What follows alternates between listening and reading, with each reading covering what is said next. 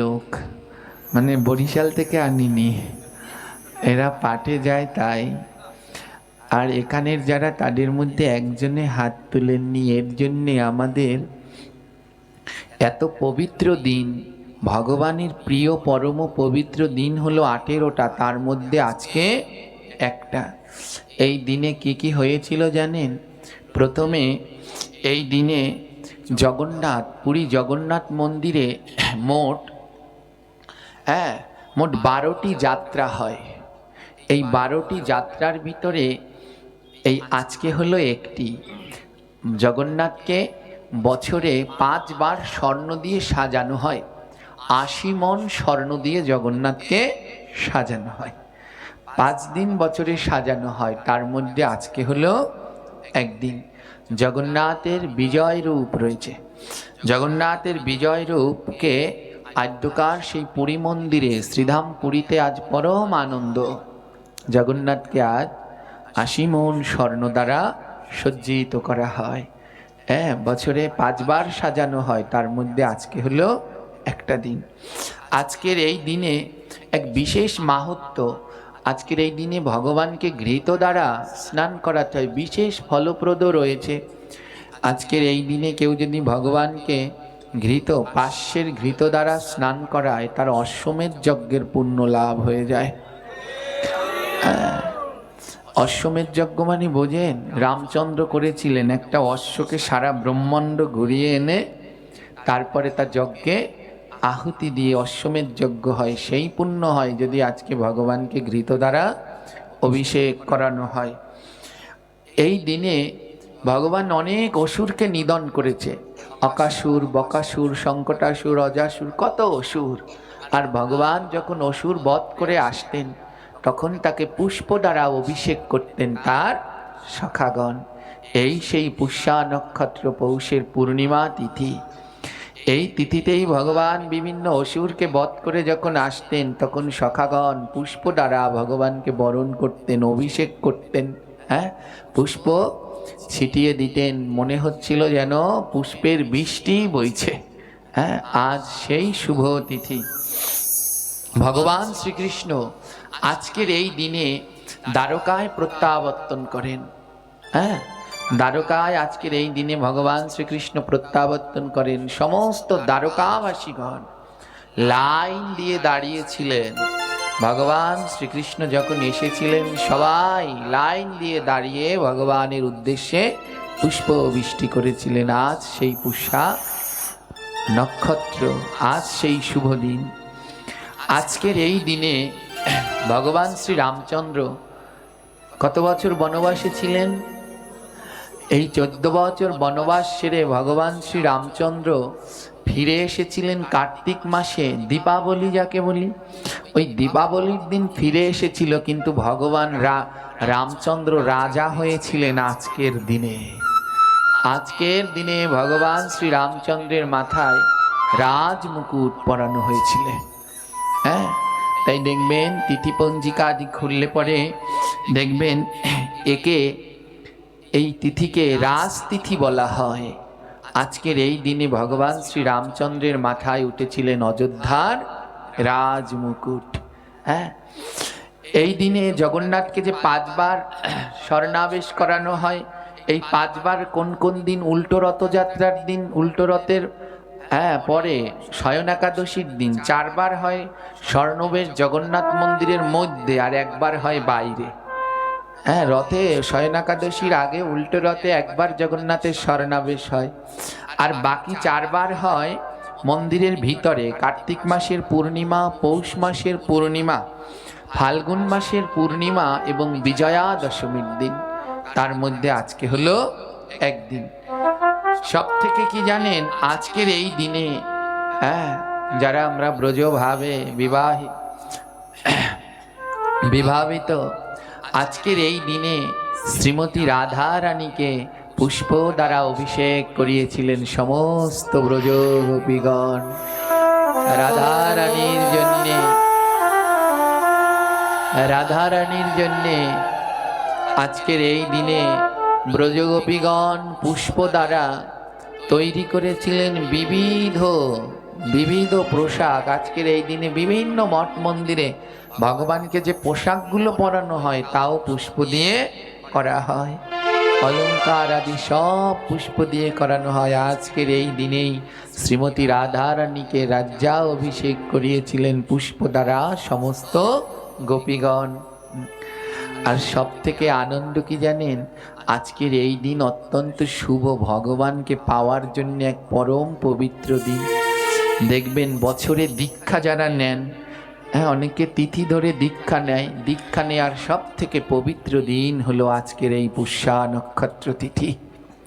হ্যাঁ, অত্যন্ত পবিত্র। আজকে ভগবানকে পাওয়ার এক পরম পবিত্র দিন। আজকের এই পরম পবিত্র দিনেই ভগবানকে লাভ করেছিলেন মাতা শবরী। আজকের এই দিনেই শ্রীরামচন্দ্র মাতা শবরীকে দর্শন দিয়েছিলেন। আজ সেই পরম পবিত্র তিথি। আজকে এ তো হারিয়ে ফেললাম, কিন্তু যারা আজকে করেননি কাল অন্তত করে নিবেন, ভগবানের কাছে ক্ষমা চেয়ে ভগবানকে পুষ্প দ্বারা অভিষেক করাবেন, পুষ্প দিয়ে সাজাবেন, ভগবানের গায়ে পুষ্পবৃষ্টি করবেন, যেন পুষ্প দিতে দিতে ভগবানের গলা পর্যন্ত চলে আসে। হ্যাঁ, এমনি করে ভগবানকে পুষ্প দ্বারা অভিষেক করিয়ে পালন করা হয় আদ্যকার এই পুষ্প অভিষেক। আজ সেই পরম পবিত্র দিনে আমরা এখানে সবাই হরিকথা শ্রবণ করতে বসেছি।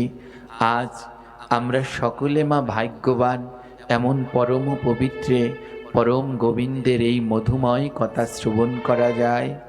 আজ গোবিন্দের এই কথা শ্রবণ করতে হলে জগতে পাগল হতে হয়, ভগবানের এই কথা শ্রবণ করতে হলে জগতে পাগল হতে হয়। পাগল না হলে গোবিন্দের এই কথা শ্রবণ করা যায় না, পাগল হতে হয়।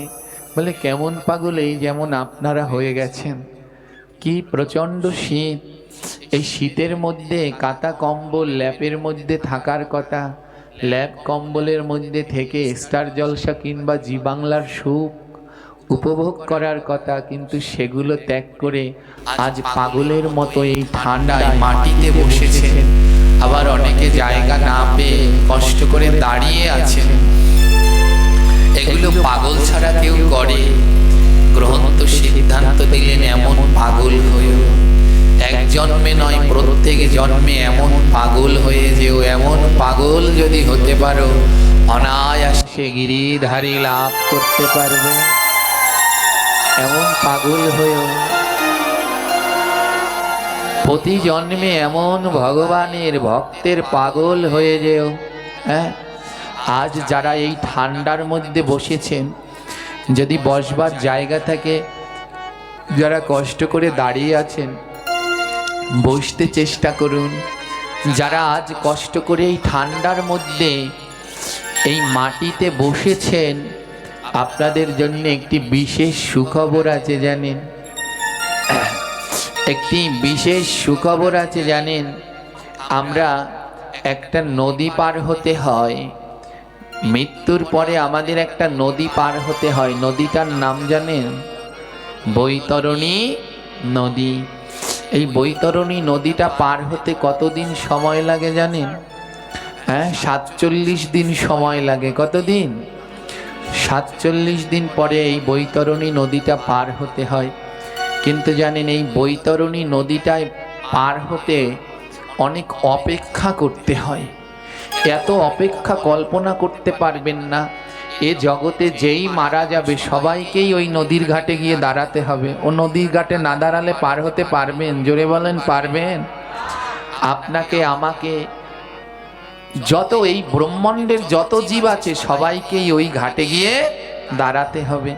ও ঘাটে নৌকা কয়টা জানেন? একটা নৌকা। মাঝি কয়জন? একজন। তাও নৌকাটা আবার ভাঙা। আর মাঝিও অত ভালো না, যখন মন চায় তখন পার করে, যখন না চায় তখন আবার করে না। কারণ মাঝির অনেক কাজ, যে যখন ডাকে নৌকা ফেলে আবার সেখানে চলে যায়। মাঝিটার নাম জানেন? মাঝিটার নাম কি? পরমেশ্বর ভগবান শ্রীকৃষ্ণ। ওই ঘাটে গিয়ে আপনাকে, আমাকে, সবাইকে দাঁড়াতে হবে। হ্যাঁ, আপনাদের এদিকে তো নদী কম, আমাদের বরিশালের দিকে খুব নদী। এখন আর অত নেই, দু একটা ফেরি আছে, আর আগে তো অনেক ফেরি ছিল। তো এবারে ওই নৌকায় যখন পার হতে হয়, যখন খেয়া পার হতে হয়, তো কি হয়, ওই খেয়ায় মানুষ না হলে বেশি টাকা দিলেই মাঝি একাই একজনকে পার করে দেয়, অপেক্ষা করা লাগে না। আর যতক্ষণ পর্যন্ত লোক না হয় ততক্ষণ পর্যন্ত অনেক অপেক্ষা করতে হয়। কিন্তু বৈতরণীর ঘাটে এমন এক মাঝি, সেখানে কোনো ঘুষ চলবে না, সেখানে কোনো টাকাও চলবে না, কোনো অনিয়ম চলবে না, লাইন ধরে দাঁড়াতে হবে। আগে এসেছো সে আগে পার হবে, যে পরে এসেছো সে চিন্তা। তাহলে ওই নদীতে কত বড় লাইন লেগেছে, পার হওয়ার জন্যে কত হাজার হাজার ভক্তরা লাইন দিয়েছে, একটু ভেবেছেন মা? একটা নৌকায় গোবিন্দ একজন একজন করে ওই নদী পার করে, তাহলে ওই নদীতে কত বড় লাইন পড়েছে, কত বড় লাইন পড়ে গেছে ওই নদীতে।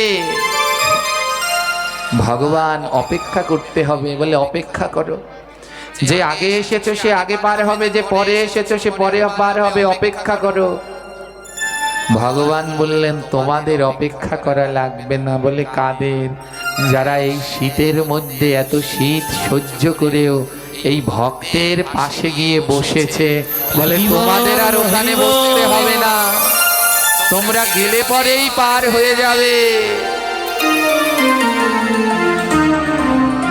যারা এত প্রচন্ড শীতের সমস্ত সুখ ছেড়ে আজ ভক্তের পাশে এসে বসেছেন, বলে তোমাদের ওখানে বসে অপেক্ষা করতে হবে না, তোমরা গেলে পরেই আমার গোবিন্দ পার করে দেবেন। ওমা, ওই নদীতে পার হতে হলে গোবিন্দ আসবার বেলায় আমাদের কয়ানা দিয়ে দিয়েছিল, মনে আছে? কয়ানা দিয়েছিল, 16 আনা দিয়ে দিয়েছিল, বলে যাও জি এই 16 আনা নিয়ে যাও আর গিয়ে সংসার করো, কিন্তু সাবধান এই 16 আনা যেন শেষ না হয়। সংসার করবে, আবার আসবার সময় আমার কাছে এই 16 আনা জমা দিতে হবে। ওই 16 আনা না জমা দিয়ে পার হতে পারবো কি? জোরে বলেন, পারবো? ওই 16 আনা না দিয়ে আপনি আমি কেউ পার হতে পারবো না। এই 16 আনা কি জানেন? এই 16 আনা কে দিতে পারবে? হ্যাঁ, আমা মালা জপ করেন, এখানে কে কে মালা জপ করেন? হাত তুলুন তো কজনে। হায় ভগবান, এতজন ভক্ত, মাত্র 20-30টা হাত, বড় দুঃখ। মালা জপ, যারা মালা জপ করেন তারা জানে এই মালার এখানে একটা গুটি থাকে, এটাকে কি মালা বলে? জোরে বলুন। এই সাক্ষী মালায় কটা গুটি থাকে? 16টা গুটি থাকে। বলে 16টার কমও নয় বেশিও নয়, কটা আছে? 16টা গুটি আছে। হ্যাঁ, যারা শুদ্ধ ভক্ত, যারা ভগবানের নিত্য কর্ম পালন করে, তারা প্রতিদিন কমালা জপ করে, তারা 16 মালা জপ না করে কিছু জলও খায় না। বলে এই জগতে আমার গোবিন্দের কাছে তারাই 16 আনা জমা দিতে পারবে, যারা প্রতিদিন ওই 16 মালা জপে করে। ওই যাওয়ার কালে বৈতরণী ঘাটে তারা 16 আনা জমা দিতে পারবে। তারা 16 আনা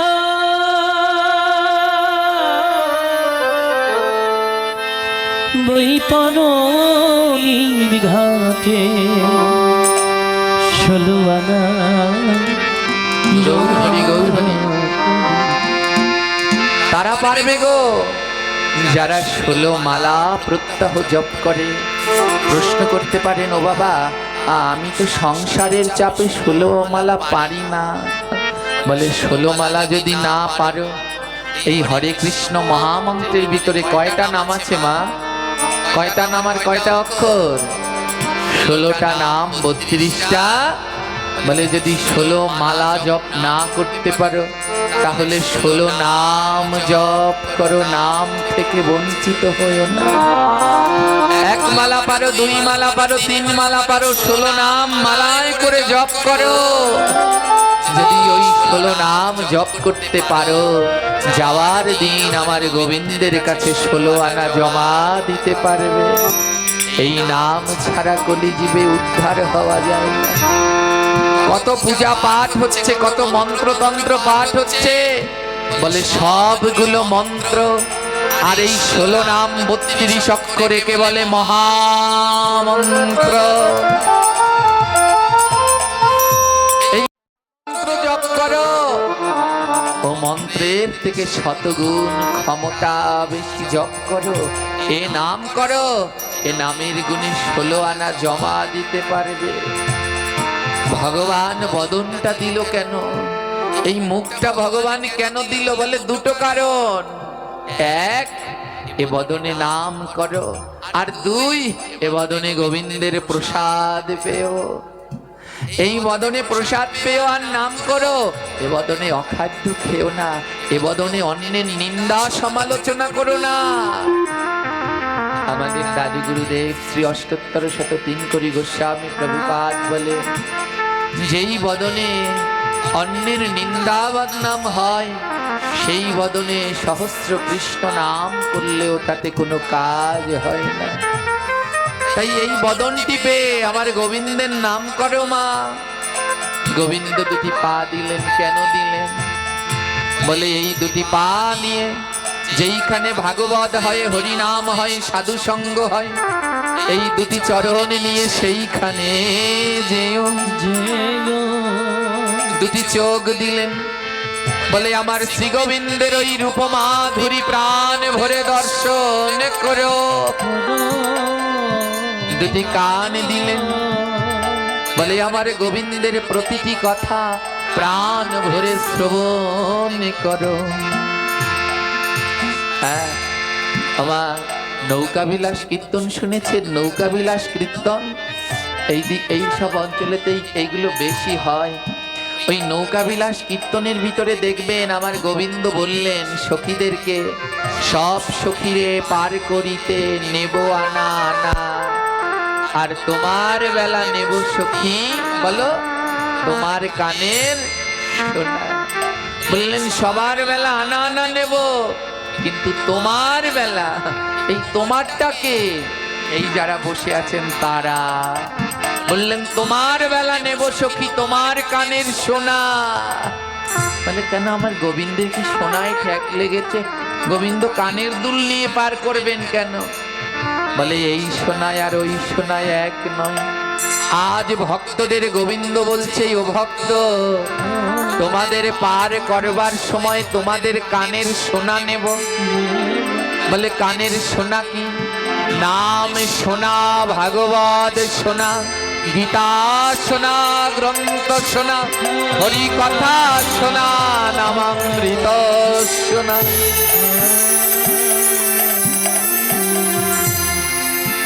আজ যা শুনছেন মা, এটা সোনা। বলে এটা শুনে যেন ভুলে যেও না। আজ যা শুনবে কানের মধ্যে রেখে দিও। গোবিন্দ বলে ওটাই শেষের দিনে জিজ্ঞেস করব। গিয়েছিলে ভাগবত পাঠে? ভাগবত পাঠে গিয়েছিলে? মনে রাখবেন, এই জীবকে পরিবর্তন করার, এই জীবকে পরিবর্তন করার উপায় হলো, মুক্তি পাওয়ার উপায় হলো নাম। এই কলিজীবকে কেউ যদি মুক্তি দিতে পারে সে হলো নাম।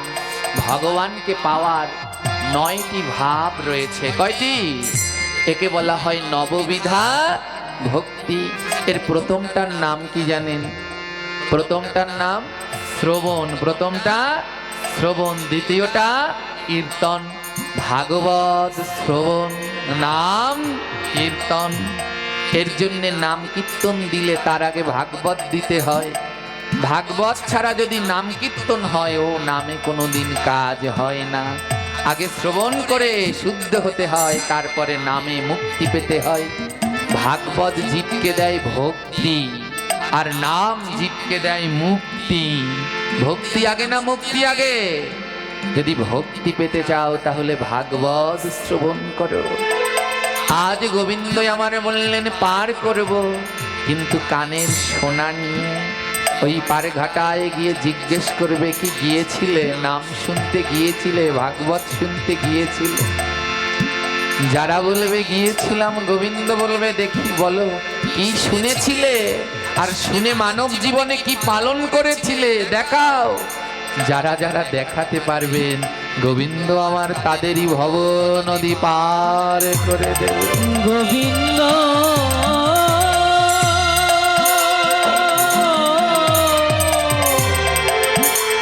ওহে ভব পারের মাঝি,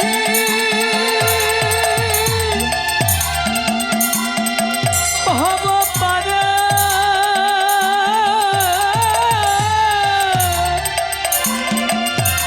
ভব পারে ভব পারে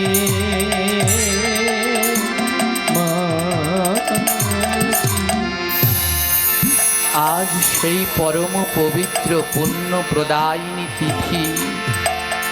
আজকের এই দিনে পরম ভক্ত সবরী, সবাই সবরীর কথা শুনেছেন মা, কিন্তু এই সবরীর ত্যাগ বৈরাগ্য অনেকেই জানেন না। 1 বছর 2 বছর নয়, 100টা বছর ধরে প্রভুর জন্যে ফল জমিয়েছিলেন। কে বলছে ভগবান আসে না? কে বলছে ভগবান খায় না? যদি ডাকার মতো ডাকতে পারো ভগবান আসে, যদি সবরীর মতো দিতে পারো ভগবান খায়। কে বলছে আমার ভগবান ঘুমায় না? যদি মা যশোদার মতো ঘুম পাড়াতে পারো ঘুমাবে। কে বলছে আসে না? নামে নামি নামে নামে নাম করলে নামি, যার নাম করছেন ভগবান রয়েছে সেই গোলকে, যদি নাম করতে পারেন গোলক থেকে নামে নামি নেমে আসবে। তাই নাম ছাড়া গতি নাই মা। এ মানব জীবনকে পরিবর্তন করে দেয় নাম, এ মানব জীবনকে পরিবর্তন করে দেয় এই মধুময় ভাগবত কথা।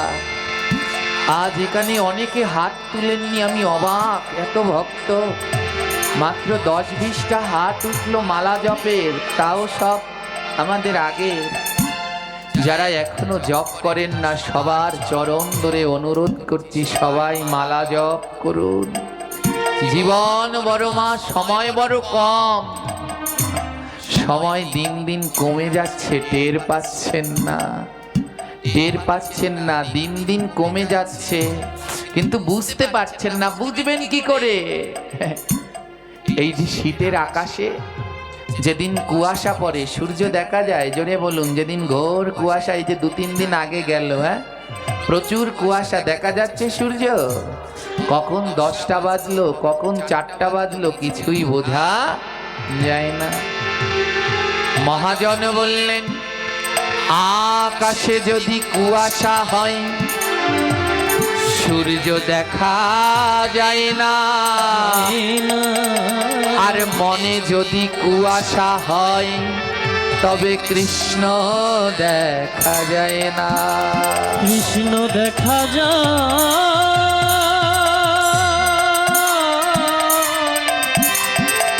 এই মনে যদি কুয়াশা জমে, তবে কৃষ্ণ দেখা যায় না।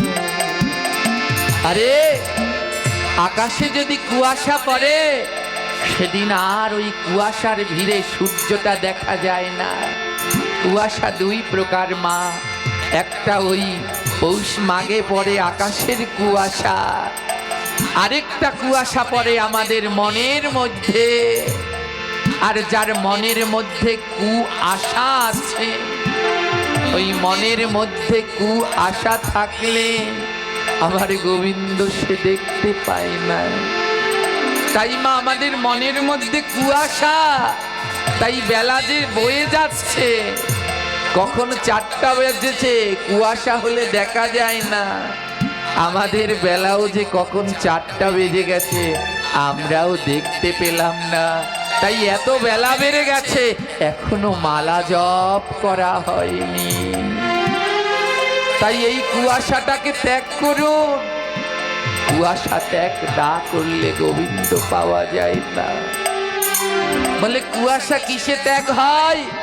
কুয়াশা ত্যাগ হয় দুইটি জিনিসে, এক হলো নাম, আর দুই হলো মধুর সাধু সঙ্গ। শুদ্ধ ভক্তদের সঙ্গ করো, মনের কুয়াশা দূর হবে। অহর্নিশি অন্য চিন্তা নয়, হাতে কাজ করো, মুখে নাম করো, মনের কুয়াশা দূর হয়ে যাবে। করো না, বদন ভরে প্রভুর নাম। হরে কৃষ্ণ হরে কৃষ্ণ কৃষ্ণ কৃষ্ণ হরে হরে হরে রাম হরে রাম রাম রাম হরে হরে হরে কৃষ্ণ কৃষ্ণ। কারো মুখ বন্ধ নয় মা, সবাই বদন ভরে উচ্চ স্বরে প্রভুর নাম করো। হরে হরে রাম হরে রাম রাম রাম হরে হরে। হরে কৃষ্ণ হরে কৃষ্ণ কৃষ্ণ কৃষ্ণ হরে হরে হরে রাম হরে রাম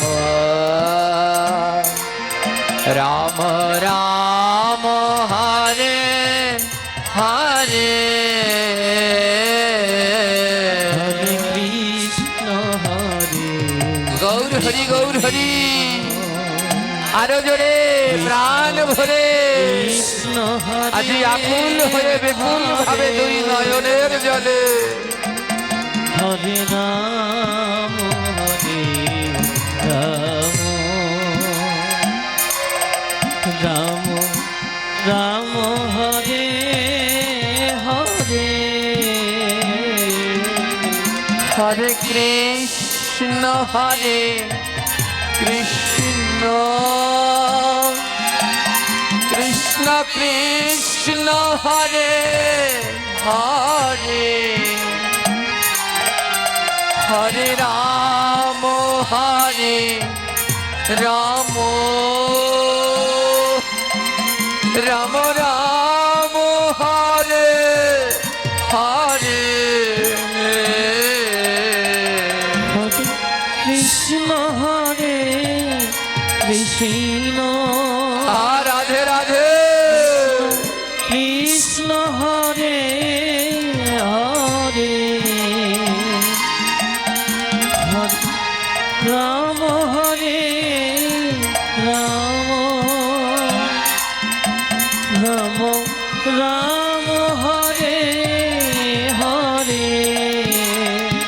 বৈষ্ণব কবি জিজ্ঞেস করছে, ও ভক্ত, তুমি যে বললে নামে কুয়াশা যায়, এই নাম করলে মনের কুয়াশাগুলো যায়, ওই কত নাম করলাম, আমার মনের কুয়াশাগুলো তো গেল না। বৈষ্ণব কবি বলছে, জানো ভক্ত, তাহলে হয়তো তোমার নাম আমার প্রভু গ্রহণ করেনি। ও কি করে বুঝবো আমার নাম আমার প্রভু গ্রহণ করেছে কি করেনি?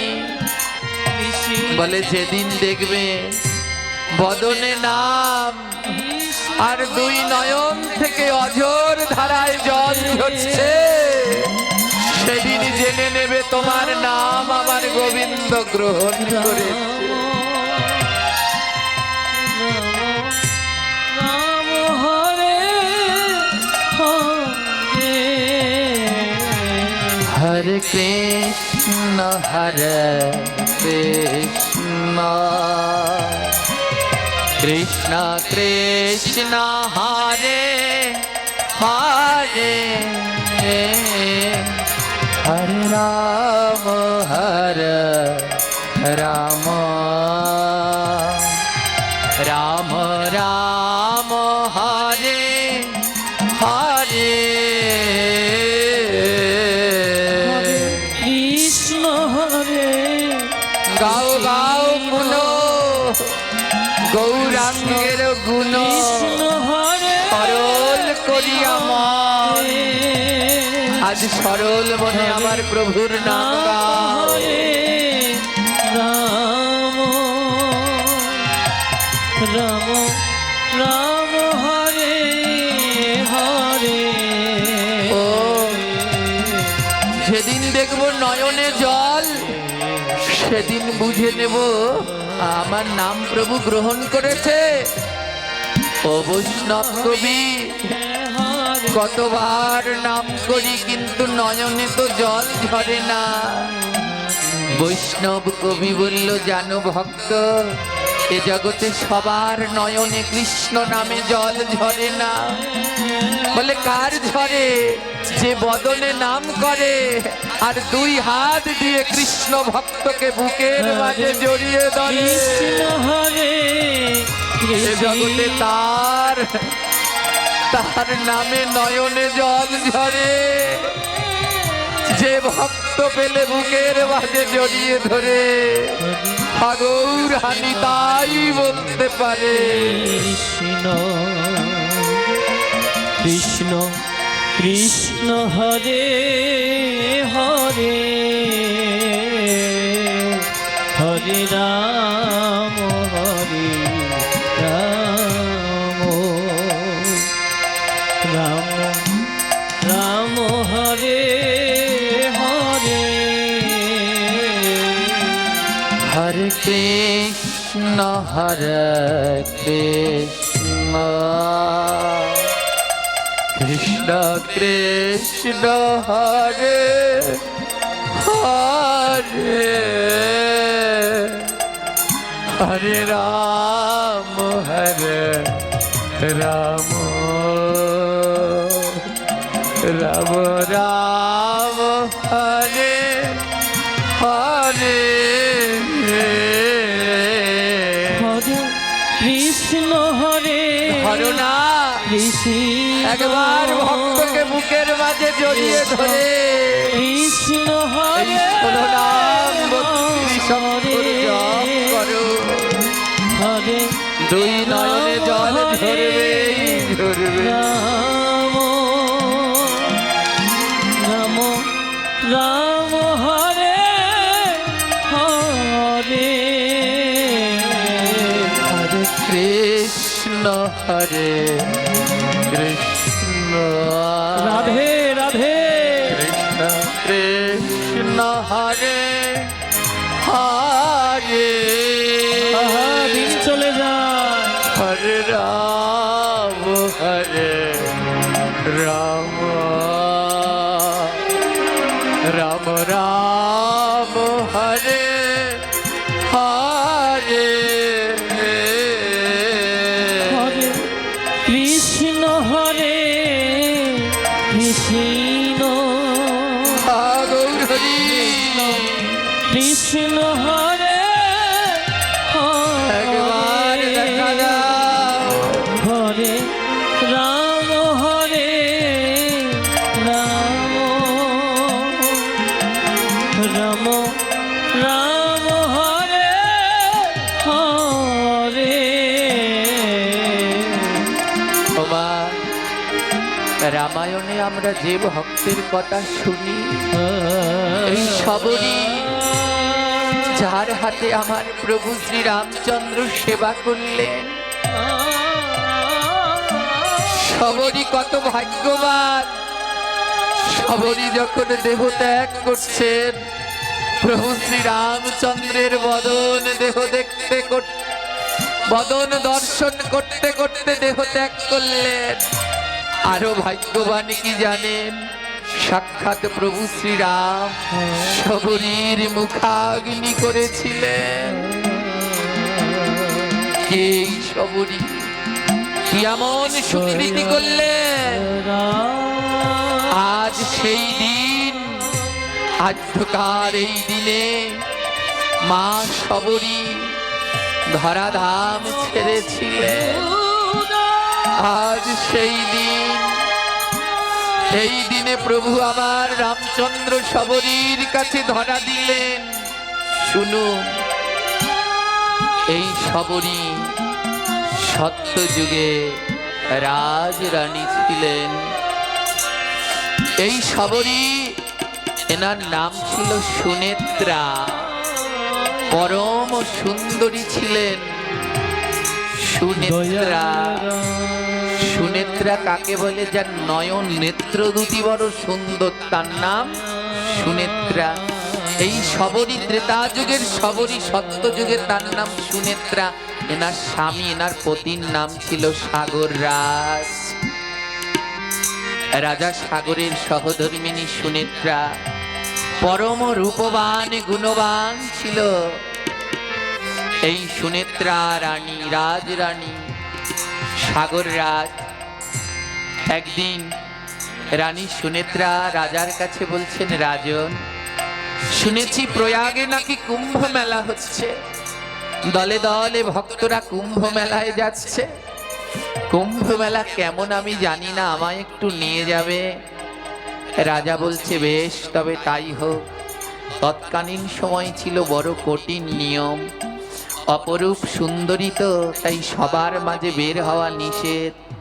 কঠিন ভাবে চারপাশে ঘেরাটোপ, পর্দায় আবদ্ধ করে সুনেত্রা রানী আমার কুম্ভ মেলায় যাচ্ছেন। সুনেত্রা মা আমার কুম্ভ মেলায় যাচ্ছেন সাগর রাজের সঙ্গে। ওই কুম্ভ মেলার মধ্যে তাঁবু খাটানো হলো। ওই তাঁবুর মাঝে মাঝে ছোট ছোট ফাঁকা জানালার মতো রাখা হয়। তো নারীদের বাইরে যাওয়া নিষেধ, ওর মধ্যে থাকতে হবে, অন্দরের মধ্যে থাকতে হবে। ভক্তিমতী মা সুনেত্রা ওই তাঁবুর মধ্যে থেকে ওই ফাঁকা জানালা দিয়ে দেখেন চারপাশ, যেখানটায় রাজা তার তাঁবু খাটিয়েছেন। যারা কুম্ভ মেলায় গিয়েছেন, মা হাজার হাজার, হাজার নয়, লক্ষ লক্ষ, কোটি কোটি সাধুদের সমাগম। ছোট ছোট তাঁবু কাটায়, আর সারাদিন ধরে ওই তাঁবুর মধ্যে হরিকথা ভাগবত কথা হতে থাকে। রানী সুনেত্রা তার আশেপাশে যতগুলো তাঁবু, তার মধ্যে সব সাধুরা বাস করেন। রানী সুনেত্রা তার ওই তাঁবুর মধ্যে থেকে একটুখানি ফাঁকা করে ওই জানালা দিয়ে দুটো নয়ন বের করে পাশে যে সাধুরা হরিকথায় বসেছে ওটা শ্রবণ করছেন, পরম তৃপ্তি সহকারে শ্রবণ করছেন। আজ সাধুরা শ্রবণ, সাধুদের সেই অমৃতময় কথা, হরিকথা শ্রবণ করছে। রানী সুনেত্রা জীবনেও কোনোদিন হরিকথা শ্রবণ করেনি। আজ হাজার সাধুগণ বসেছে হরিকথা শ্রবণ করতে। প্রতিদিন রানী সুনেত্রা ওই তাঁবুর আড়ালে বসে বসে হরিকথা শ্রবণ করে। আর এত মধুর, এত অমৃত ভগবানের কথা, এত অমৃত এই ভাগবত কথা প্রতিদিন শ্রবণ করে। শুনতে শুনতে ভাগবতের প্রেমে পড়ে গেলেন। নেশা করে না মা, নেশা বলে। সবাই বলে সাধুদের নেশা করতে নেই, সাধুদের নেশা করতে নেই, কথাটা ভুল। সাধুদেরও নেশা করতে আছে, কিন্তু সাধুরা যেন পানের নেশা করে না, সাধুরা যেন চায়ের নেশা করে না, সাধুরা যেন বিড়ি সিগারেটের নেশা করে না, সাধুরা যেন অখাদ্য কুখাদ্যের নেশা করে না। সাধুদেরও নেশা করতে হয়। বলে সাধুদের কিসের নেশা? বলে সাধুরা করবে নামের নেশা। নাম করব, নাম যেন থামে না, গুনে গুনে নয়, যত প্রাণ চায় তত নাম করব, নামে যেন নেশা হয়ে যায়। সাধুদের নেশা করতে হবে, সাধু সঙ্গের নেশা, এই ভাগবত পাঠের নেশা করতে হবে। আর এই গোপালগঞ্জের ভক্তরা, মাদারীপুরের ভক্তরা, বিশেষ করে আরো অনেক জায়গার আছে, এরা যেখানে ভাগবত হয় ওই নেশাখোররা যেমন নেশা না পেলে যদি শোনে ওইখানে নেশা পাওয়া যায়, এরা সেখানে দৌড়ায়। হ্যাঁ, আজ আমাদের সাথে যারা আসলেন, গাড়িতে সিট নেই, আহা কি কষ্ট, একজন আরেকজনের কোলের উপরে বসে অত দূর থেকে, তারপরেও বলছে না যে যাব না। বলে এমন নেশা যেন হয়, এই নেশা যদি করতে পারো অন্তিমকালে গোবিন্দ পেয়ে যাবে।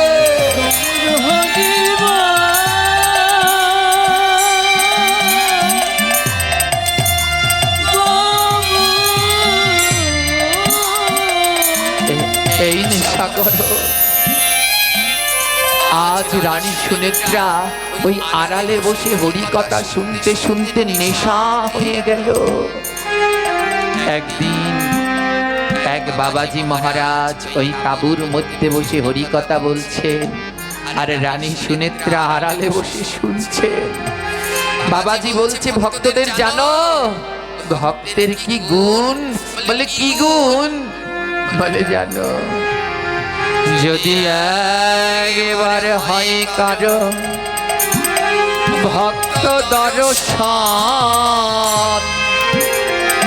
100 বার গঙ্গা স্নানের ফল হয় তৎক্ষণ।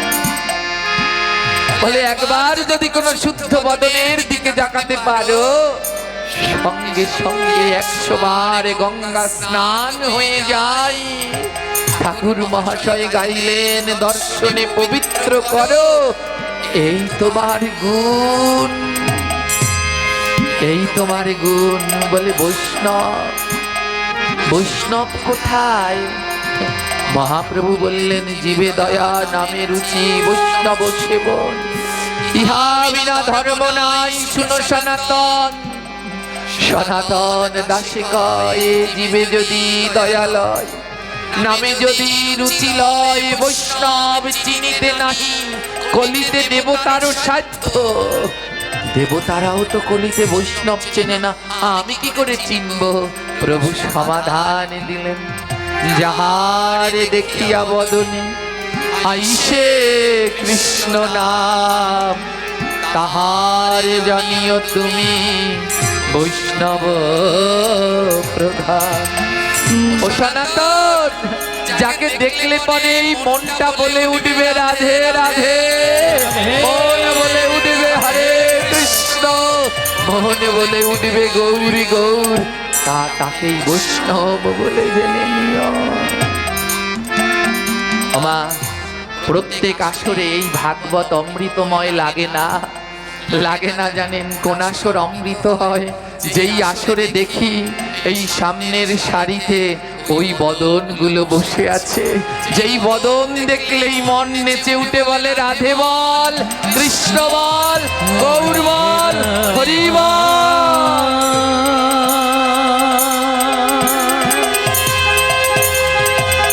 বদনে একবার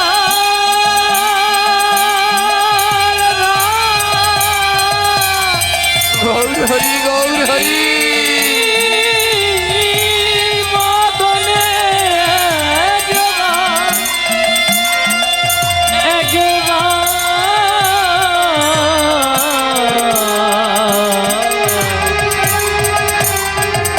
একবার রাধে রাধে বল, একবার রাধে রাধে। সুনেত্রা মা আমার ওই পর্দার আড়ালে বসে শুনছে, বলে একবার ভক্ত দর্শন হলে পরে না 100 বার গঙ্গা স্নান হয়। আর কি ভক্তের গুণ? বলে শুনবে, ওই ভক্তের বাতাস যদি লাগে কারো গায়,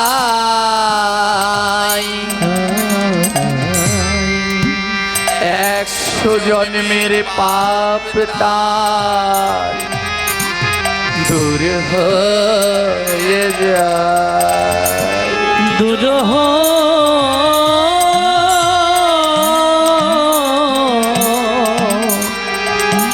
দূর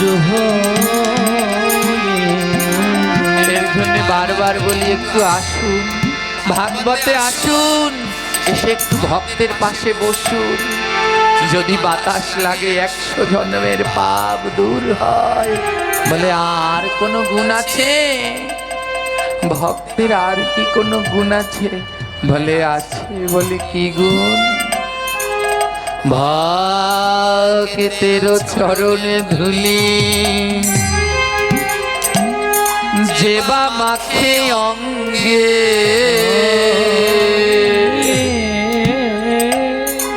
প্রাণী গোবিন্দ বলে আমি থাকি তার সঙ্গে।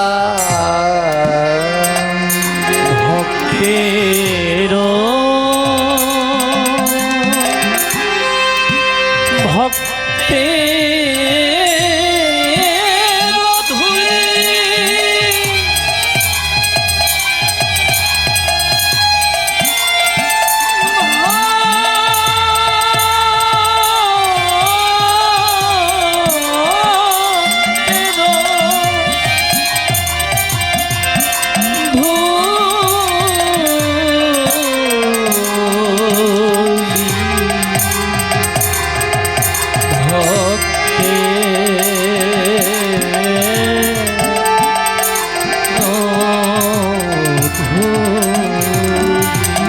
গোবিন্দ বলে জানো, যারা ভক্তের ধুলা অঙ্গে মাখে তাদের সবাই ছেড়ে গেলে আমি যাই না। ওই শ্মশানে সবাই ছেড়ে যাবে, যে ভক্তের ধুলা অঙ্গে মাখতে পেরেছে। আমার গোবিন্দ বললেন ওর পরেও তার সাথেই আমি থাকবো, তার ভয় নাই। বলে আর কি গুণ? ভক্তের অঙ্গ কর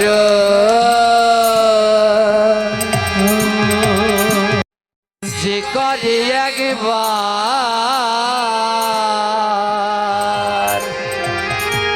প্রাণ গোবিন্দ বলে সে জন্মে জন্মে আবার। বলে একবার যে ভক্তের পরশ করে না, গোবিন্দ বলে ও আর ওর নেই, ও আমার হয়ে গেছে। যে ভক্তের পরশ করতে পেরেছে, বা এই ভক্ত সঙ্গ সব দিন হয় না। আজ বললেন যাকে দর্শন করলে বদনে কৃষ্ণ নাম আসে, তাকে বৈষ্ণব বলে যেন। আর সাধুর চরণ ধুলি জয়নি তাই কালকে রাত্রেও মোবাইলে একটা ভিডিও আসলো, দেখলাম আপনাদের সকলের এই অঞ্চলের পরিচিত আমাদের এই মরু বাবা নাম গাইছে। ও কি নাম না অন্য কিছু জানি না, মনে হলো সাক্ষাৎ মহাপ্রভুর দিব্য রূপ। ওই নামে যেন ধরা দিয়ে দিচ্ছে অমৃতময়। এই বদন দর্শন করলে মুখে কৃষ্ণ কৃষ্ণ নাম চলে আয়। আহা, এত সুন্দর নাম, সত্যি এই অমৃত এ সবাইকে ভগবান দেয়নি, এদের মধ্যে দিয়েছে। তাই এমন ভক্ত পেলে যদি জড়িয়ে ধরতে পারো, প্রেম ভক্তির উদয় হবেই হবে। সাধু দর্শনে যায় মনের ময়লা, গৌর হরি বল, হরি বল।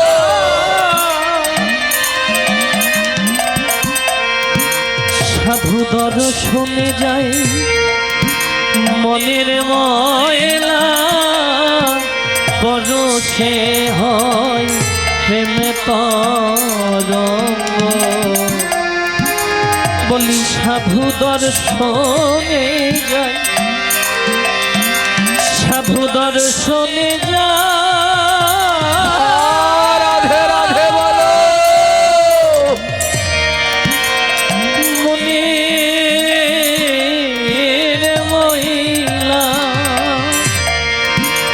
সাধু দর্শনে যাই মনের ময়লা করছে হয় প্রেমোদয়ে আমি কবে সাধুর চরণ ধুলি লাগবে মন গায়ে আর কবে সাধুর চরণ ধুলি লাগবে মন গায়ে। মা, আজকের এই দিনে রামচন্দ্র মা শবরীকে দেখা দিয়েছে, গ্রহন্ত সিদ্ধান্ত দিলেন এই দিন নাকি ভগবানকে পাওয়ার উত্তম দিন। আজ আমরা ভগবানকে তো আর পাবো না, কিন্তু আজ আমাদের মাঝে এই মরু বাবার মতো, দিব্যজ্ঞান বাবার মতো, যাদের কণ্ঠের মধ্যে যেন সাক্ষাৎ সরস্বতী বাস করেন, ভগবানকে তো আর পাওয়া হলো না। এদের চরণ ছাড়া যেন না হই, জন্মে জন্মে এই চরণে যেন থাকতে পারি। আমার গোবিন্দ যাতে যাতে খুশি হয়, তার মধ্যে প্রধান হলো কীর্তন। এত অমৃতময়, এত সুধাময় এদের কণ্ঠ।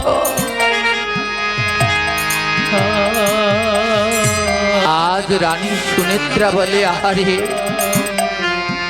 চিরকাল কি আমায় এই চার দেয়ালের মধ্যে আবদ্ধ থাকতে হবে?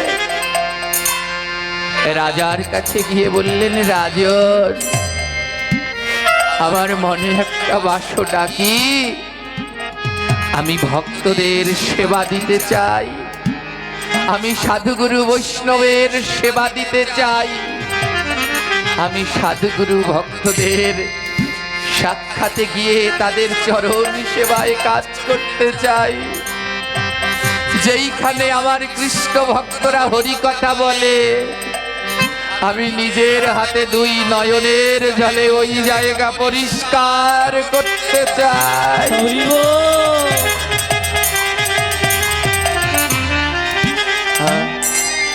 আমি এই চার দেয়ালের মধ্যে থাকতে চাই না, আমি ওই সাধুদের সঙ্গে যেতে চাই।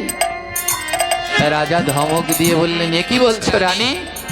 তুমি জানো না তুমি রাজ রানী, তোমার লোকালয়ে বের হওয়া নিষেধ, তুমি ওর মধ্যে বেরোতে পারবে না, যা করবার এর মধ্যে থেকেই করো। রানীর মনের ভিতরে মা বড় দুঃখ,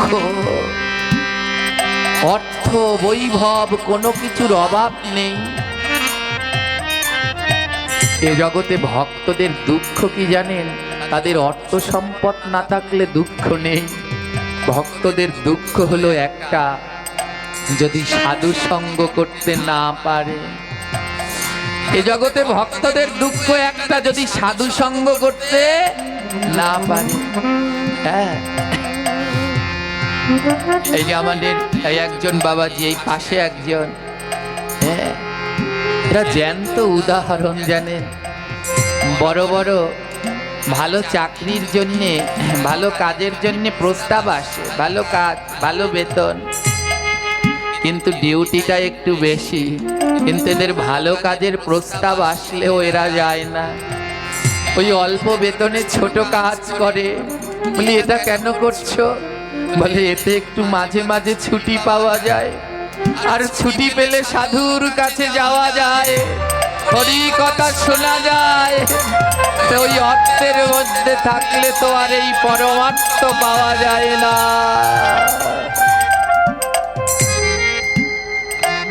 কি হলো জানেন? রানী সুনেত্রার মনে বড় দুঃখ। এ রাজ সুখ কি সুখ? যদি ভক্ত সেবা, সাধু সেবা করতে না পারি, তাহলে এ সুখ দিয়ে কি করব? রানী সুনেত্রা ওই চার দেয়ালে, ওই পর্দার মধ্যে বসে প্রতিদিন কাজে, জীবন চাই না। যে জীবন পেয়ে সাধু সঙ্গ করা যাবে না, ভক্ত সেবা দেয়া যাবে না, এ জীবন চাই না।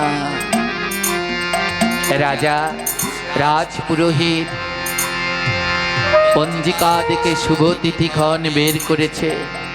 রাজার কাছে গিয়ে বলছে, সাগররাজ, আজ বড় শুভ দিন।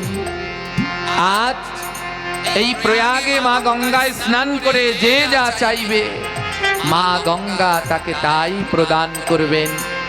রাজা ছুটতে ছুটতে এসেছে রানীর কাছে। রানী, আজ বড় শুভ লগ্ন, আজ প্রয়াগে কুম্ভে গঙ্গা স্নান করে যে যা চাইবে তাকে মা গঙ্গা তাই দেবে। রানী বললেন, তাই? হ্যাঁ, তুমি প্রস্তুত হও স্নানের জন্য। রাজা মনে মনে ঠিক করে নিয়েছেন আরো রাজ্য বাড়ুক, ধন বাড়ুক। আর রানীও ঠিক করে নিয়েছে, আজ আমি কি চাইব। চারপাশে দাস দাসীরা পর্দার আড়াল দিয়ে নিয়ে যাচ্ছে রানীকে স্নানের জন্য। প্রয়াগে গঙ্গায় স্নান করতে নামলেন রানী সুনেত্রা। আর যখন স্নান করতে নামলেন, মা গঙ্গার কাছে বলছে, মা গঙ্গা, আজ নাকি অত্যন্ত পুণ্য লগ্ন। আজকের এই লগ্নে স্নান করলে নাকি তুমি তার সব ইচ্ছা পূর্ণ করো।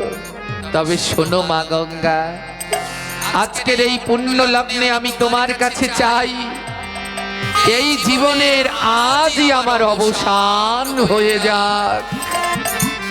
এই রাজরানী জীবন চাই না, যে রাজরানী জীবন পেয়ে গোবিন্দ সেবা করা যায় না, ভক্তের সেবা করা যায় না, এ জীবন চাই না।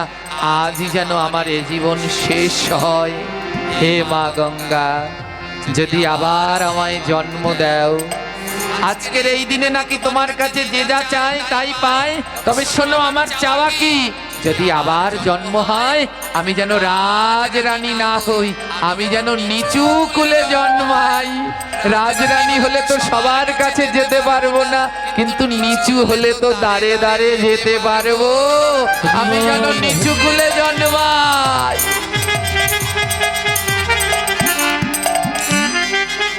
ও মা, আমার আরেকটা ইচ্ছা, এই জন্মে আমি বড় সুন্দরী, তাই চারপাশ থেকে আমায় ঘিরে রাখে, যেন কেউ আমায় দেখতে না পায় এই সৌন্দর্য। মা, আজ এখানেই আমার জীবনের অবসান হোক।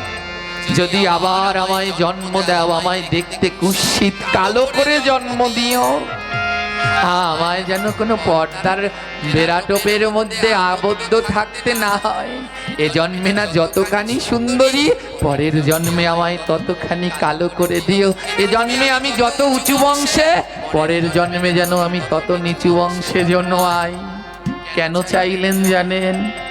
বলে, রাজরানী হয়ে তো ভক্তের দ্বারে যেতে পারলাম না, আবদ্ধ, তুমি যেতে পারবে না। বলে, নিচু কুলে জন্মালে তাহলে তো পারবো। এই সুনেত্রা রানী ভক্ত সেবার দেয়ার জন্যে সেদিন প্রয়াগে গঙ্গার জলে ডুব দিলেন। আর মা গঙ্গাকে বললেন, মা, এবার তুমি আমায় তোমার করে নাও, এখানেই যেন আমার জীবনের অবসান হয়। আর দ্বিতীয়বার জন্ম পেলে আমি যেন সাধু গুরুর বৈষ্ণব সেবা করে আমার সারা জন্ম কাটিয়ে দিতে পারি। হরি হো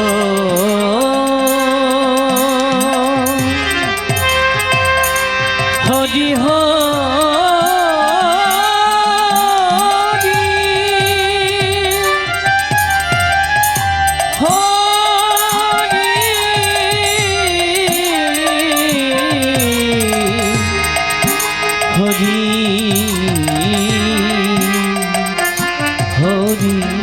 এই সেই পরম কৃষ্ণ ভক্তিমতী মা সুনেত্রা গঙ্গার জলে ডুবে দিলেন।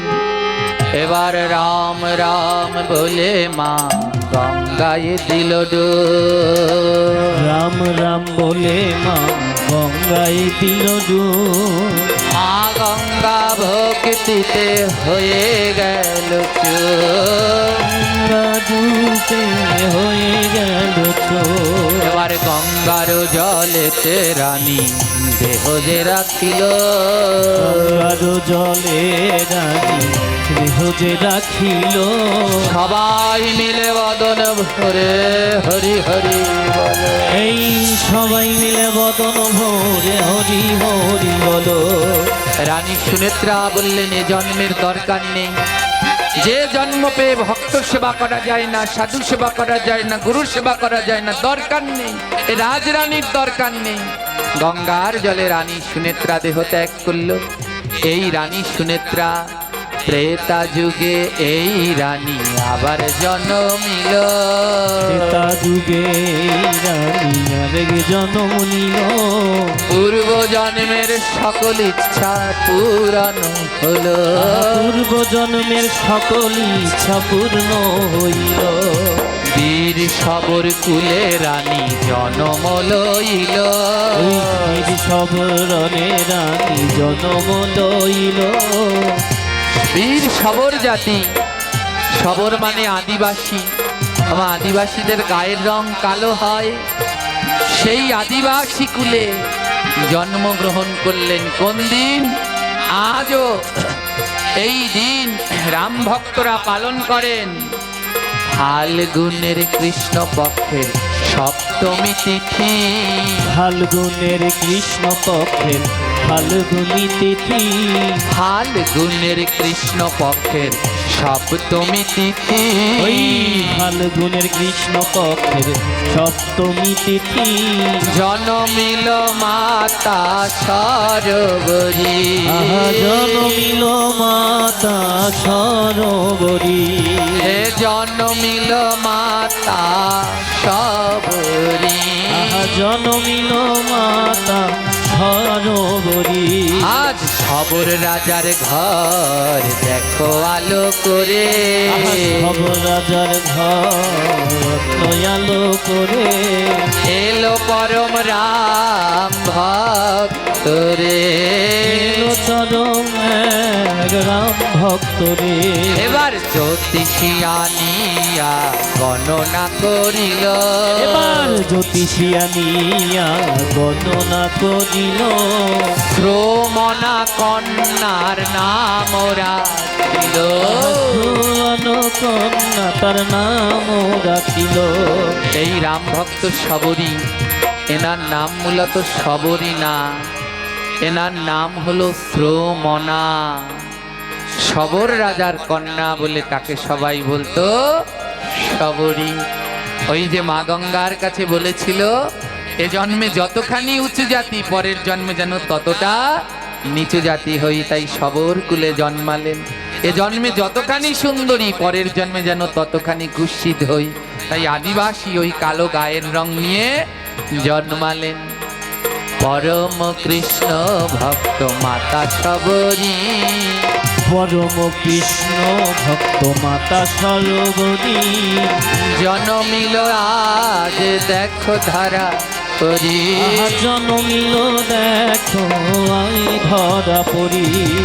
ঋষ্যমুখ পর্বতে মাম্পা সরোবরে। দ্রুত পর্বতে অন্য সরোবরে, পশ্চিমী পারে মা বিরাজ করে। আহা পশ্চিমী পারে পা বিরাজ করে। আজও বর্তমানে কর্ণাটক ঋষ্যমুখ পর্বতের মাম্পা সরোবরের পশ্চিম তীরে রয়েছে মাতা সরোবরীর আশ্রম। এই মাতা সরোবরী সবর রাজের কন্যা হয়ে দ্বিতীয়বার জন্মগ্রহণ করেন। পরম কৃষ্ণ ভক্ত। সবর জাতির কাজ কি? পশু শিকার করা। তারা পশু শিকার করত, বন থেকে বিভিন্ন পশু শিকার করে জীবন ধারণ করত। মাতা সবরী তো পরম কৃষ্ণ ভক্ত। আর এ জগতে কৃষ্ণ ভক্তের মন শুধু মানুষের জন্যে নয়, এ জগতে কৃষ্ণ ভক্তের মন কাঁদে প্রত্যেকটি জীবের জন্যে। হ্যাঁ, আজ তো আমরা মানুষ আর মানুষ নেই মা, মানুষ গেছি অমানুষ হয়ে। কেউ কাউকে মিথ্যা অপবাদে গাছে বেঁধে আগুন ধরিয়ে দিচ্ছে, কেউ কাউকে পেট্রোল দিয়ে আবার পুড়িয়ে ছাই করে দিচ্ছে। দেহ থাকলেই কবু হয় না মানুষ, মানুষ থাকার জন্যে চাই আগে তোমার হুশ। আর দেহ থাকলে হয় না আমরা মানুষ, মানুষ হতে হলে আগে লাগে হুশ। মানুষ সত্যের জন্যে চাই একটা সরল মন, যেই মনে সবাই সমান জানিও তখন। মানুষ হতে হলে চাই একটা মন, যেই মনে আমরা হবো। মানুষ হতে হলে একটা মন চাই, হাত পা থাকলেই কোনোদিন মানুষ হওয়া যায় না। জ্যান্ত কলি রে ভাই, জ্যান্ত ঘোর কলি, জ্যান্ত কলি দেবার জ্যান্ত ঘোর কলি। মায়ের কোলে ও শিশু নিরাপদ না বলি। আহা, তাদের কোলে ছোট্ট শিশু নিরাপদ না বলি। এমন কলি আজ আর কেউ নিরাপদে নেই। হ্যাঁ, তাই ধ্যান নিন। আজ মা শবরী কি করলেন, তার বাবাকে তার প্রতিবেশীদের সবাইকে বলল, দেখো তোমরা জীব হত্যা করো না, জীব হত্যা মহা পাপ। বারবার মহাজন বলেছেন। হ্যাঁ, চৈতন্য মহাপ্রভু বললেন, জীবে দয়া নামে রুচি বৈষ্ণব সেবন, ইহা বিনা ধর্ম নাই শোনো সনাতন। এই জীবে রুচি নামে রুচি, জীবে দয়া বৈষ্ণব সেবন, ইহা হইতে ধর্ম নাই শোনো সনাতন। আবার ঠাকুর রামকৃষ্ণ স্বামী বিবেকানন্দ বললেন, জীবের প্রেম করে যেই জন, সেই জনই তো পায় গোবিন্দ চরণ। রুচি জীবে প্রেম করে যেই জন, সেই জন পায় ওই গোবিন্দ চরণ। যত্র জীব তত্র শিব বলে গেল ঠাকুর, কি করিলাম এই বাণী পালন প্রচুর। যত্র জীব তত্র শিব বলে গেল ঠাকুর, কি করিলাম আমরা ওই আমারও। স্বামী বিবেকানন্দ ঠাকুর রামকৃষ্ণ বললেন, জীবের প্রেম করে যেই জন, সেই জন সেবিছে ঈশ্বর। যত্র জীব তত্র শিব। পেরেছি জীবের প্রেম করতে, হাজার হাজার প্রাণীকে নির্দয়ভাবে হত্যা করেই যাচ্ছি। সবরই নিষেধ করত তার বাবাকে, স্বজনদেরকে, যে এই জীব হত্যা করো না, কিন্তু তারা শুনতো না। গ্রাম পাড়া প্রতিবেশী সবাই মিলে সিদ্ধান্ত নিল, ওর একটা বিয়ে দিয়ে দাও, সবরীর একটা বিয়ে দিয়ে দাও। ও আমাদের মতো হয়নি, সবর জাতের মতো হয়নি। আমাদের কাজ পশু শিকার করা, আরো পশু শিকার করা দেখলে কাঁদে। সবরীর বিয়ের আয়োজন করা হলো। হ্যাঁ, যেদিন বিয়ে সেদিন রাত্রবেলা সবরী দেখলেন বাড়ির উঠানে শত শত প্রাণী নিয়ে এসেছে। হ্যাঁ, ওমা, বিয়ে মানে কি? অনেকগুলো প্রাণীকে হত্যা করতে হবে, 1 ডজন আগে খাসি অর্ডার দিতে হবে, তাই তো? হ্যাঁ, হাজার হাজার মাছকে হত্যা করতে হবে, এই তো। জীব হত্যা না হলে বিবাহ সম্ভব নয়। কিন্তু আদৌ আমাদের শাস্ত্রে কি বিবাহে জীব হত্যার কোনো বিধান আছে? জোরে বলবেন, আছে? বিবাহে যজ্ঞ করা হয় তো, যজ্ঞ হয় তো, বিবাহ সাক্ষী রাখা হয় নারায়ণ, অগ্নি, ব্রাহ্মণ। আর ওই যজ্ঞে সমস্ত দেবদেবীদের আহ্বান করা হয়, মুনি ঋষিদের আহ্বান করা হয়। বলুন, যেখানে দেবদেবীরা আসে, মুনি ঋষিরা আসে, নারায়ণ আসে, সেখানে যদি মাছ মাংস হয়, পেঁয়াজ রসুন হয়, নারায়ণ থাকবে। জোরে বলেন, থাকবে। মুনি ঋষিগণ থাকবে। সেই নিয়ম অনুসারে আমাদের সমাজে যে বিবাহগুলো হচ্ছে পরিপূর্ণ নয়। সবরীর বিবাহর আয়োজন করা হলো, শত শত প্রাণীদের আনা হলো। সবরী বাবাকে ডেকে জিজ্ঞেস করলো, বাবা, এই প্রাণীদেরকে কেন এনেছো? বলে, কাল তোর বিয়ে তো, তাই এগুলোকে কাটা হবে, এগুলো খাওয়া হবে। সবরীর 2 নয়নে জল। আমার মতো একটা সাধারণের জন্য এতগুলো প্রাণ যাবে? যেই দাটা ধার দিয়ে এনেছে ওর বাবা, ওই দা দিয়ে কাল সকালবেলা ওই প্রাণীগুলোকে কাটবে, রাত্রবেলা সেই দা নিয়ে শবরী ওই প্রাণীগুলো যে দড়ি দিয়ে বেঁধে রেখেছে একটা একটা দড়ি খুলে দিয়েছে, দড়ি কেটে দিয়েছে। যা এ বনের পশুরা বনে চলে যা, আমার জন্য তোদের প্রাণ যাবে, আমার সুখের জন্য তা হতে দেব না। সব প্রাণীদের ছেড়ে দিলেন। মনে মনে ভাবলেন যদি আমি থাকি তাহলে তো আমার বাবা আবার আমার বিয়ের ব্যবস্থা করবে। তাই শবরী ওই বিয়ের দিন রাত্রেই কাউকে কিছু না বলে চলে গেলেন। দণ্ডক আরণ্য বনে প্রবেশ করিল, দণ্ডক অরণ্য বনে প্রবেশ করিল।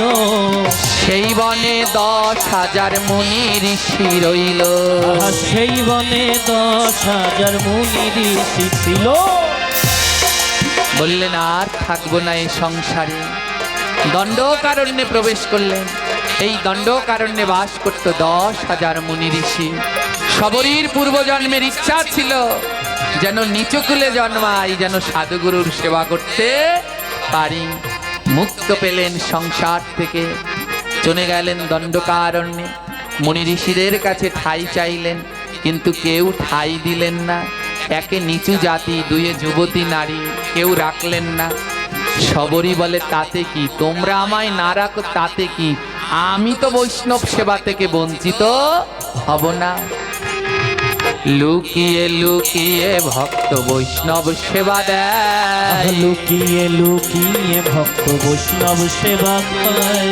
ভক্তের জন্য কাট ফল জল এনে দেয়। আহা ভক্তের জন্য কাঠ ফল জল এনে দেয়। যার কাছে যায়, যেই ঋষির কাছে যায় সেই রাখতে চায় না, বলে একে নিচু জাতি সবর কুল, আবার দুয়ে হলো গিয়ে যুবতী নারী, কেউ রাখতে চায় না। শবরী বলে তাতে কি, তোমরা আমায় না রাখলে আমি তোমাদের সেবা থেকে বঞ্চিত হব না। লুকিয়ে লুকিয়ে বন থেকে কাঠ এনে ওই কাঠগুলোকে রেখে দেয়, ঋষিদের বাড়ির সামনে রেখে দেয়। আবার কি করে জানেন, জল এনে রেখে দেয়, ফল এনে রেখে দেয়, ফুল এনে রেখে দেয়। অজান্তে ভক্ত সেবা করে। যেই পথ দিয়ে ঋষিরা হাঁটেন সেটা উঁচু ঠালা হলে প্রতিদিন তা সমান করে দেয়, ঝাড় দিয়ে দেয়। এমনি করে না জানিয়ে ভক্ত সেবা করে। ওই ঋষিদের মধ্যে বড় জ্ঞানী ঋষি ছিল ঋষি মাতঙ্গ। মাতঙ্গ ঋষি দেখো ভাবে মনে মনে, মাতঙ্গ ঋষি ভাবে মনে মনে। কে এই ভক্ত জানিব কেমনে, আহাই ভক্ত জানিতে হৃদয়ে। মাতঙ্গ ঋষি মনে মনে ভাবছেন কে এই ভক্ত এমন লুকিয়ে লুকিয়ে সেবা করছে। মাতঙ্গ ঋষি একদিন লুকিয়ে রইল, আজ দেখতে হবে কে লুকিয়ে লুকিয়ে প্রতিদিন কাঠ দিয়ে যায়, জল দিয়ে যায়, ফল ফুল দিয়ে যায়, কে। মাতঙ্গ ঋষি একদিন ধরে ফেললেন, দেখলো অন্য কেউ নয়, সবর কুলজাত এক যুবতী কন্যা। মাতঙ্গ ঋষি বলছে তুমি কে মা? শবরী সব কিছু খুলে বললেন, তার জীবন বৃত্তান্ত। মাতঙ্গ ঋষি এটা শুনে কাঁদছে, না তুই এত ভক্ত, রাজকন্যা হয়ে আজ কাঙালি হয়ে ভক্তের সেবা দিচ্ছিস। মাতঙ্গ ঋষি বলছে আয়, তোকে কেউ না আশ্রয় দিলে আমি আশ্রয় দেব। মাতঙ্গ ঋষি শবরীকে মন্ত্র দিল, মাতঙ্গ ঋষি শবরীকে মন্ত্র দিল। গুরু সেবায় শবরী নিযুক্ত হইল। আহা গুরু সেবায় শবরী নিযুক্ত হইল। মাতঙ্গ ঋষি শবরীকে মন্ত্র দিল। সেদিন থেকে শবরী গুরু সেবা করতে লাগলেন। আর এতে অন্য ঋষিরা রুষ্ট হয়ে ওই মাতঙ্গ ঋষিকে এক করে করে রাখলো যে আজ থেকে তুমি আলাদা ঋষি সমাজ থেকে। মাতঙ্গ ঋষি বলছে ভয় নাই, সত্যের জয় একদিন হবেই হবে। সেই দিন থেকে ওই ঋষ্যমুখ পর্বতে পাম্পা সরোবরের পাশে ঋষি মাতঙ্গের আশ্রম। ওখানে থেকে জীবনের শেষ দিন পর্যন্ত গুরু সেবা করেছিলেন মাতা শবরী। একদিন মাতঙ্গ ঋষি শবরীকে ডেকে বললেন, শবরী আর আমার বেশি বেলা নেই, এবার আমার যেতে হবে। মাতঙ্গ ঋষি বলছেন এবার আমার মৃত্যুর ডাক এসে গেছে। সবরই কাছে গুরুদেব, এ জগতে আপনি ছাড়া তো আমার আর কেউ নেই। আপনি যদি আমার শ্রী গুরুদেব, আপনি চলে গেলে আমি কার কাছে থাকবো? আমায় কে দেখাবে? সবরীর গুরু ভক্তি, গুরু বিশ্বাস দেখে মাতঙ্গ ঋষি মাথায় হাত দিয়ে আশীর্বাদ করলেন, শোন মা, এই আশ্রমেই তুই থাক, আমি তোকে আশীর্বাদ করলাম। এখানে বসে তুই 3টি কাজ করবি। আমার প্রভুর সেবার জন্য প্রতিদিন আনবি, সাধু গুরু বৈষ্ণবের সেবা করবি, আর ভক্তের চরণ ধুলির সংগ্রহ করবি।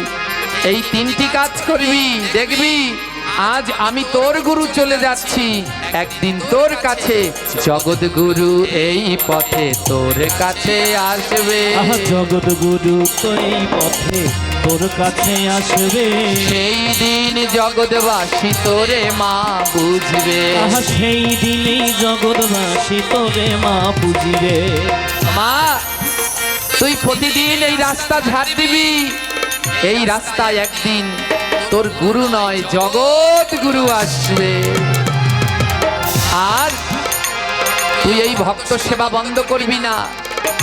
ভক্ত সবরী লুকিয়ে লুকিয়ে মা প্রতিদিন ভক্ত সেবা করত, অমনি কাঠ এনে দিত, জল এনে দিত, আর প্রতিদিন রাস্তাটা ঝাড় দিয়ে ফুল দিয়ে সাজিয়ে রাখতো, যে আজ আমার রাম আসবে, আজ আমার রাম আসবে।